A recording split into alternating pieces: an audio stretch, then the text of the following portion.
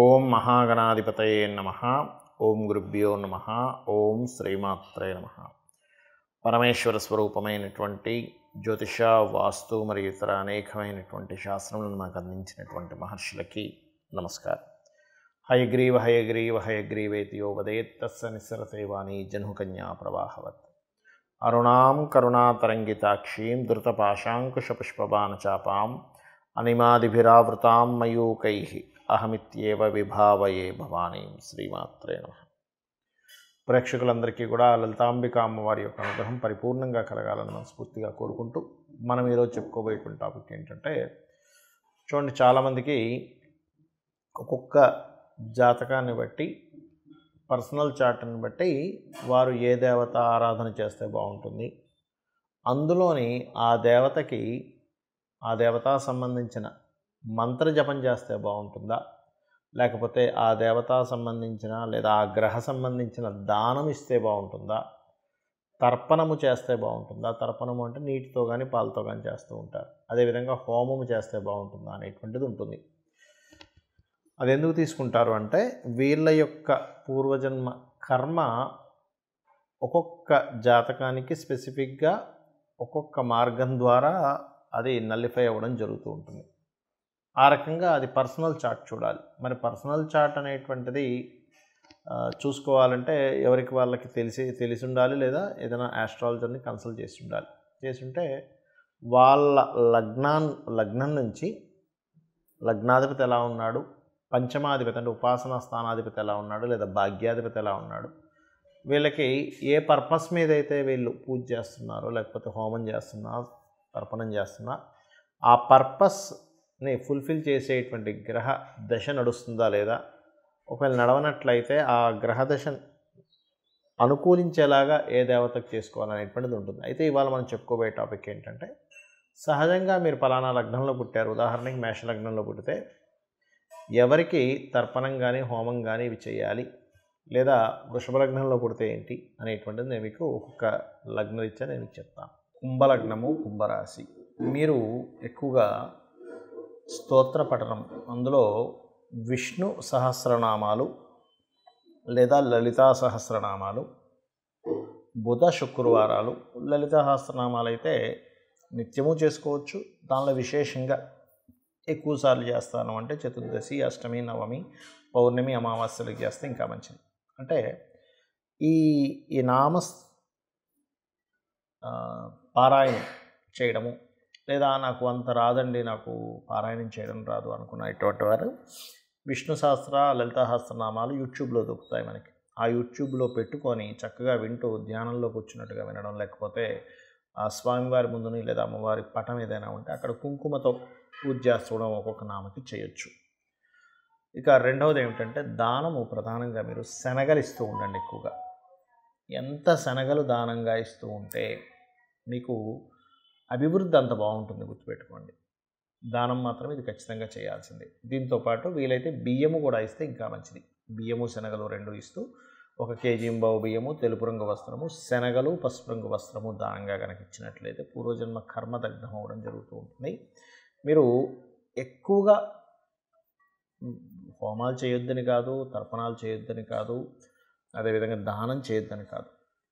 మీ లగ్నానికి ఎక్కువగా విష్ణు యొక్క స్తోత్ర పఠనం, అమ్మవారి యొక్క స్తోత్ర పఠనమే మీకు ఎక్కువగా ఆ యొక్క స్థితిగతుల నుంచి బయటపడేస్తుంది, గుర్తుపెట్టుకోండి. అంటే ఏదైతే బాగా తీవ్రమైనటువంటి రుణాలు, రోగాలు, శత్రుత్వాలు ఉన్నాయి, మాట్లాడితే గొడవలు అవుతున్నాయండి అంటూ ఉంటారు చూసారా, మంత్రమే మీకు అద్భుతమైన ఫలితాన్ని ఇస్తుంది, కుంభం వారికి, గుర్తుపెట్టుకోండి. అలాగే మరొక విషయం ఏంటంటే, కొంతమందికి ఈ శనగలు దానంగా ఇవ్వడానికి దగ్గరలో ఉండరు, ఎవరు పురోహితులు కానీ ఎవరు ఉండరు. అలాంటి సమయంలో మీరు గోవులకి అరటికాయలు అంటారు, అరటిపళ్ళు కదా, అరటికాయలు, ఆ కాయల్ని సన్నగా తురిమి దేశీవాలి గోవుకి గనక తినిపించినట్లయితే శనగలు సద్బ్రాహ్మణుడికి దానం ఇచ్చిన ఫలితం వస్తుంది. అయితే ఇంకా వీలుంటే కనుక మీరు ఏం చేస్తారంటే, ఏదైనా గోశాలకు వెళ్ళి తినిపించారు, అక్కడ ఉండి ఉంటుంది, గో సంరక్షణ కోసం ఉండి మెయింటైన్ చేస్తూ ఉంటారు వాళ్ళు వాటికి సంబంధించిన. ఎందుకంటే కేవలం ఫుడ్ ఒకటి పెడితే సరిపోదు కదా, అక్కడ పని వాళ్ళు ఉండాలి, అది క్లీన్ చేయడానికి, దానికి లైట్లు వేయడానికి అవసరం పడుతుంది, డాక్టర్లకు అవసరం పడుతుంది. అదేవిధంగా వాటికి మేతకి మళ్ళీ ఎక్స్ట్రాగా మీరు తినిపించింది సరిపోదు కదా, ఎక్స్ట్రా స్టాక్ పెట్టుకుంటూ ఉండాలి. ఇట్లా అనేకమైనటువంటివి ఉంటాయి. అక్కడ మొత్తం పేడేస్తుంటే దాని మొత్తం స్టాక్ తీసేస్తూ ఉండాలి, దానికి లారీలకు ఖర్చులు అవుతూ ఉంటుంది వాళ్ళకి. కాబట్టి వాటి కోసం మీరు ఏదైనా మీకు తోచినటువంటిది ఎంతో కొంత, మీరు 100 ఇవ్వగలిగితే 100 ఇవ్వండి, 1000 ఇవ్వగలిగితే 1000 ఇవ్వండి, కానీ ఆ డిబ్బీలో వేయండి. అప్పుడు ఏమవుతుందంటే పురోహితుడికి దక్షిణ వేసినటువంటి ఫలితం వాటి ద్వారా కూడా వస్తుంది. మరి కొంతమందికి జన్మజాతకం ఉండదు, వాళ్ళ డేట్ ఆఫ్ బర్త్లు తెలియదు, వాళ్ళ లగ్నం తెలియదు, వాళ్ళ రాశి కూడా తెలియదు. అప్పుడు ఏం చేయాలి? జనరల్గా చేసుకునేవి కొన్ని ఉంటాయి, జన్మజాతకం తెలిసి వాళ్ళు తీసుకునే దీన్ని బట్టి ఉంటుంది. ఇది 2 రకాలుగా ఉంటుంది. ఒకటి మీకున్న సమస్యని బట్టి, రెండవది మీకు సమస్య కాకుండా జనరల్గా చేసుకునేటువంటి పద్ధతి. నేను 2 విషయాలు చెప్తాను. ఒకటి, నిత్యము సూర్య నమస్కారాలు చేసుకోవడం. నిత్యము సూర్య నమస్కారం చేసుకుంటూ సూర్యుడికి అర్ఘ్యం వదలడం. ఇక్కడ 3 విషయాలు ఎట్ ఏ సేమ్ టైం, ఇక్కడ 3 విషయాలు ఒకటేసారి జరుగుతాయి. ఎలాగా అంటే, ఒకటి, సూర్యుడిని స్తోత్రిస్తున్నాము ఆదిత్య హృదయంతో, సూర్యభగవాన్ని నమస్కరిస్తున్నాము. సూర్యుడు అగ్నిస్వరూపం, అంటే సూర్యుడిని నమస్కరిస్తున్నామంటేనే ఒక హోమం చేస్తున్నట్టుగా, యజ్ఞం చేస్తున్నట్టుగా, సూర్యుడికి నీళ్ళు వదులుతున్నామంటే తర్పణం జరుగుతున్నట్టుగా.